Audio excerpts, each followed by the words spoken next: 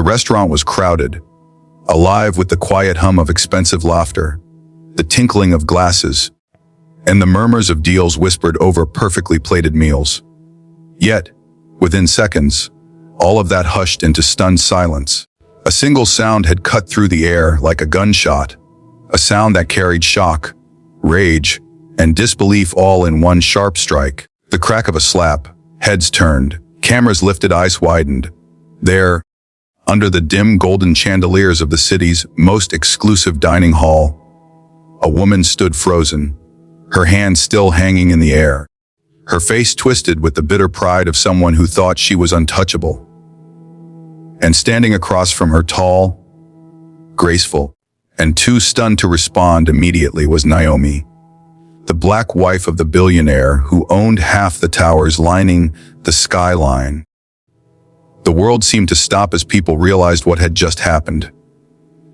This wasn't just any woman being disrespected. This was the wife of a man powerful enough to break companies in half with a single sentence. And yet, Naomi didn't move.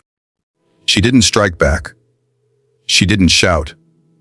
She simply stood there, her hand on her cheek where the sting of the slap still lingered, her eyes burning, not with anger, but with the weight of a lifetime of battles she thought she had left behind.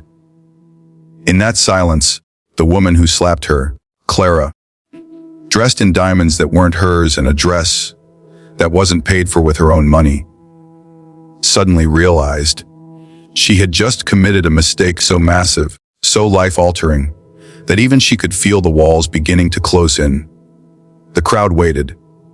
Phones recorded. And in the next moment, Clara's proud mask began to crack. Viewers, before we dive deeper into this shocking and emotional story of pride, humiliation, and redemption, I want to pause right here. If you believe in kindness, in second chances, and in stories that teach us the value of humility, please take a moment to like this video, share it, and subscribe to our channel Stories Collection. Your support keeps us telling stories that move hearts and open eyes. Now, let's continue. The story of Naomi and Clara wasn't born in that restaurant. It had been building quietly, invisibly, long before the slap. Naomi had grown up on the south side of the city, where broken sidewalks carried the weight of broken dreams. She was raised by a mother who worked 3 jobs and still managed to smile, who taught her that dignity wasn't about money, but about how you treated people. Naomi carried that lesson with her into adulthood. Even when she met Damien, the billionaire no one believed would ever settle down, she never saw him for his fortune. She saw the man who carried scars hidden beneath suits, the man who trusted no one until she came along. Their love shocked the city, not because of who he was, but because of who she was. Naomi wasn't what high society expected. She wasn't their color. She wasn't their class, and she wasn't someone they thought deserved a seat at the table. And Clara was one of those voices, one of those women who saw Naomi as nothing more than an intruder. Clara had clawed her way into the world of the wealthy by charm, by manipulation, by aligning herself with whoever was powerful enough to pay for her champagne and her designer heels. She hated Naomi for one simple reason. Naomi had what money couldn't buy: respect, love, a place beside Damien that Clara had once fantasized about for herself. The slap, then, wasn't just a moment of anger. It was a desperate, reckless explosion of envy that had simmered for years. Clara wanted to humiliate Naomi publicly, to remind everyone of the difference in their backgrounds.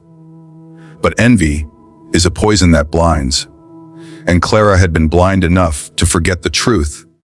When you throw poison at someone who has built themselves in grace, it often ends up spilling back on you. Naomi, standing there with her cheeks stinging, made a choice. She could have destroyed Clara in a second. One word to her husband, one whisper to the bodyguards who waited in the shadows, and Clara's world would have collapsed. But Naomi wasn't built that way. Instead, she took a deep breath, looked Clara in the eye, and with the quiet strength of someone who has weathered storms greater than this." She walked away. That silence was more powerful than any retaliation. The crowd murmured. Some clapped softly, as if they had just witnessed something rare, a kind of dignity that money couldn't purchase. And Clara, her triumph vanished. The more Naomi refused to retaliate, the smaller Clara began to look. But the story didn't end that night. It was only the beginning. Videos of the slap went viral. Headlines screamed the story across every corner of the internet. Jailous socialite slaps billionaire's wife. The footage showed the contrast. Clara's twisted fury and Naomi's unshakable calm. People chose sides quickly, and the majority. They saw Naomi as a symbol of grace under fire. Hate turned to admiration. Pity turned to respect. Naomi's inbox filled with messages from women around the world who had been humiliated, degraded, pushed down, and who found strength in her silence. Clara, on the other hand, faced a storm. Sponsors cut her off. The wealthy men who once funded her lifestyle dropped her like she was a burden too expensive to carry. Invitations vanished. She was now the woman who slapped a billionaire's wife, and no one wanted that stain on their reputation. It wasn't long before Clara found herself sitting alone in the apartment she could no longer afford, staring at the same hands that had struck Naomi and wondering why she had let her anger destroy her life. Pride had carried her into that restaurant, but pride couldn't pay the bills. Pride couldn't keep the lights on. Pride couldn't buy her forgiveness. She was unraveling. For the first time, she realized she needed to beg, not for money, not for status, but for mercy. She waited outside the community center Naomi volunteered at, a place where children from struggling families came to eat, to learn, to dream. Clara, once draped in arrogance, now wore the clothes of someone stripped of everything. When Naomi saw her, she paused. She could have turned away. She could have ignored her. But instead, she stopped and listened as Clara's voice broke, as tears spilled down the face of a woman who had thought herself untouchable. Clara begged, not for friendship, not for restoration of her old life, but for forgiveness, for a chance to start again. And Naomi, remembering the lessons of her mother, remembering the nights she too had been lost and broken, extended her hand. Not because Clara deserved it, but because Naomi understood something Clara never had. Forgiveness isn't weakness. Forgiveness is power. That single act didn't erase the past, but it gave Clara a chance to write a new chapter. For the first time, she realized she had to build a life not on borrowed wealth or poisoned pride, but on humility and work. And slowly, painfully, she began to change. By the time the story faded from headlines, something beautiful had happened. Clara was no longer the woman remembered only for her slap. She became a voice teaching others about the dangers of envy, about how a single act of pride can destroy years of effort. And Naomi, she continued as she always had, walking with dignity, building communities, loving fiercely, and proving that true strength isn't about striking back, but about lifting others even when they don't deserve it. Dear viewers, if this story touched your heart, if it reminded you of the power of grace, humility, and second chances, I ask you from the bottom of my heart, please like this video, share it with someone who needs hope, and subscribe to Stories Collection.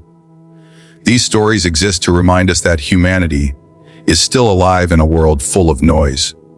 And before we end, here's a special request. Tell us in the comments below.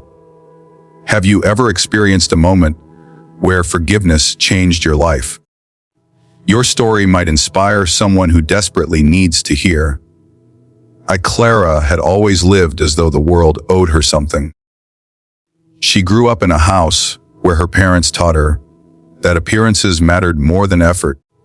She learned early how to use her beauty as currency, how to smile in ways that made men open wallets and women open doors.